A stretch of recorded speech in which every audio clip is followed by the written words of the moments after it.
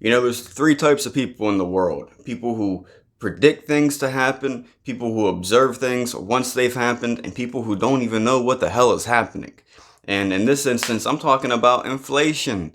So many people were sounding the alarms. Hey, the Federal Reserve is printing trillions of dollars. We're about to see some crazy inflation. Other people said, oh no, that's just, that's mystical. That's not real. That's not going to happen. Fast forward a few months, now those people are talking about, oh, inflation has risen higher than expectations.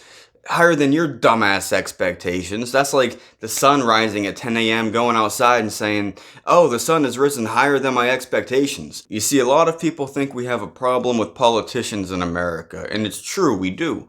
But maybe even more so, we've got a problem with the Federal Reserve. Those people really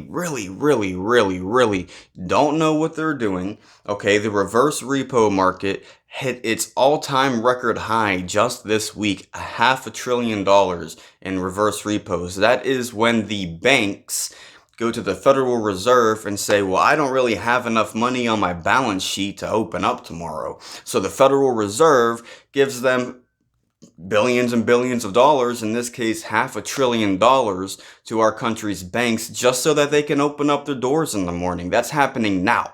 That happened this week. At the same time, inflation is skyrocketing. If you fill up your buggy, if you fill up your shopping cart, you know what I mean. The average cost to build a home has risen $36,000. When the cost of one thing rises, that affects the price of very many other things. Okay, when lumber goes up, some people say, oh, it's just wood.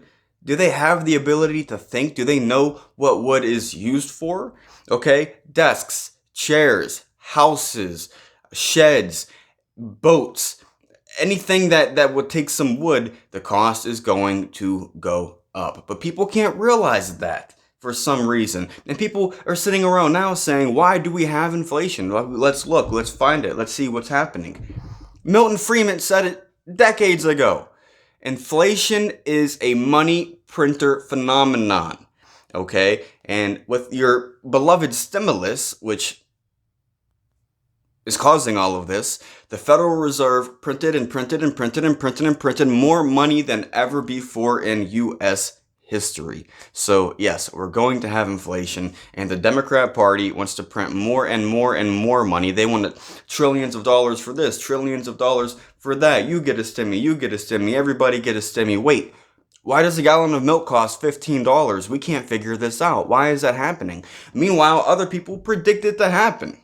So if you're someone who gets surprised when the sun rises in the morning, oh, that's unexpected, then you might be with the Democrat Party voting to spend more money. But if you're somebody with common sense who can put two and two together and say, oh, that equals four, then you're not going to want to vote Democrat, because you'll be smart enough to understand that, hey, this inflation isn't very fun. It's not very cool. It's affecting all of us. It's a tax on everybody. And it's really going to hold us down. So something's got to change. Something's got to give. We need real fiscal conservatives.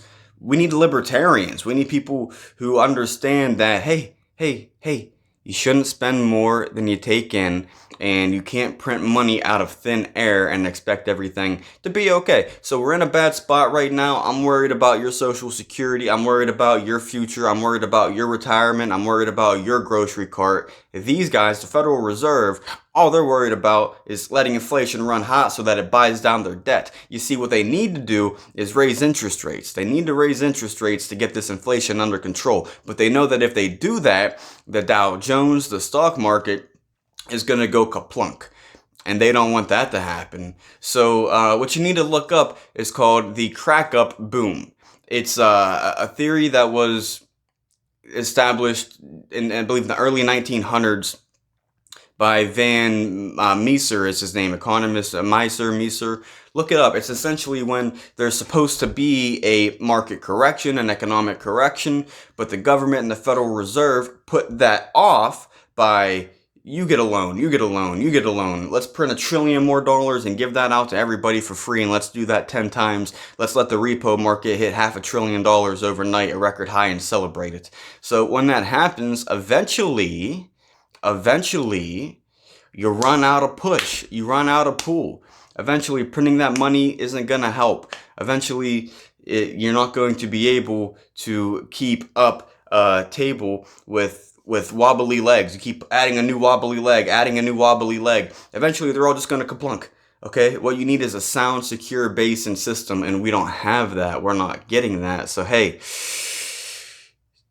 just act wisely, because things are not looking too good. So look up the crack up boom, look up the reverse repo market, look up what's going on with inflation and the Fed, and stay away from people who get surprised when the sun rises every morning. They'll never understand economics.